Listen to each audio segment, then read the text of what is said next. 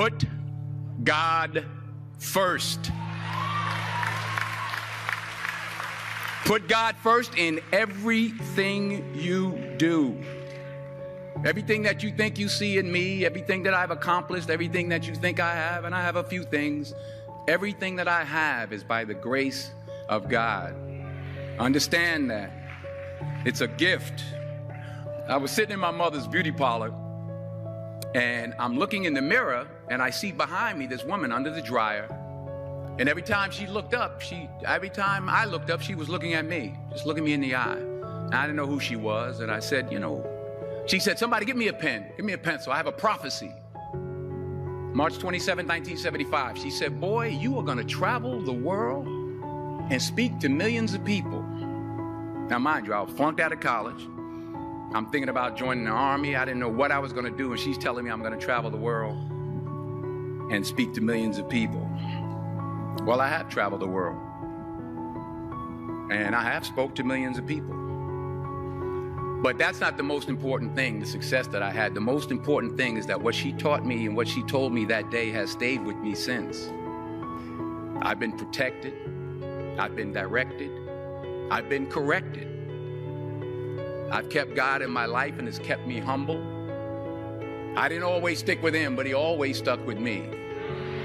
So stick with him in everything you do.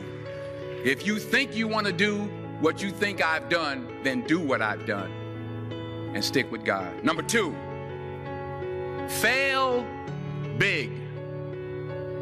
That's right. Fail big. Today's the beginning of the rest of your life, and it can be very frightening. It's a new world out there. It's a mean world out there, and you only live once. So do what you feel passionate about. Take chances, but don't be afraid to go outside the box. Don't be afraid to think outside the box. Don't be afraid to fail big, to dream big.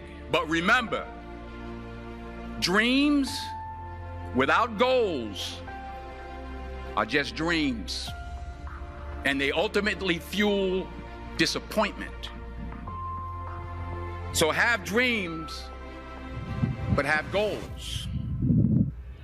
And understand that to achieve these goals, you must apply discipline and consistency. In order to achieve your goals, you must apply discipline, which you have already done, and consistency every day, not just on Tuesday and miss a few days. You have to work at it every day. You have to plan every day. You've heard the saying, we don't plan to fail, we fail to plan. Hard work works. Working really hard is what successful people do. Remember that. Just because you're doing a lot more doesn't mean you're getting a lot more done. Don't confuse movement with progress. My mother told me, she said, yeah, because you can run in place all the time and never get anywhere. So continue to strive, continue to have goals, continue to progress. You'll never see a U-Haul behind a hearse. I'll say it again. You'll never see a U-Haul behind a hearse. I don't care how much money you make, you can't take it with you. And it's not how much you have. It's what you do with what you have. We all have different talents. Some of you will be doctors, some lawyers, some scientists, some educators, some nurses. The most selfish thing you can do in this world is help someone else. Why is it selfish? Because the gratification, the goodness that comes to you, the good feeling that I get from helping others, nothing's better than that. Nothing's better than that. Not jewelry, not big house I have, not the cars, but it's the joy. That's where the joy is, in helping others. That's where the success is, in helping others. Finally,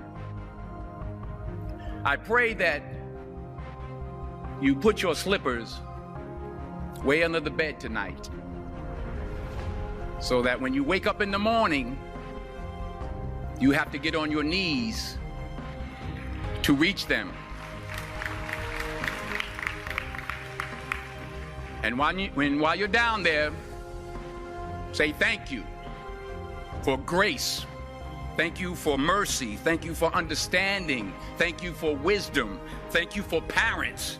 Thank you for love. Thank you for kindness. Thank you for humility. Thank you for peace. Thank you for prosperity. Say thank you in advance for what's already yours. It's how I live my life. That's why I am, one of the reasons why I am today. Say thank you in advance for what is already yours. True desire in the heart for anything good is God's proof to you, sent beforehand to indicate that it's yours already.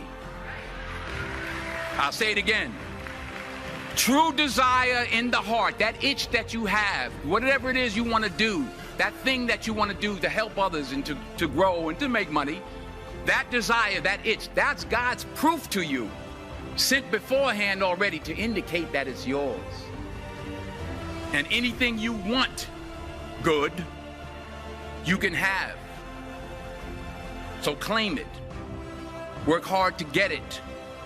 When you get it, reach back. Pull someone else up. Each one, teach one. Don't just aspire to make a living. Aspire to make a difference.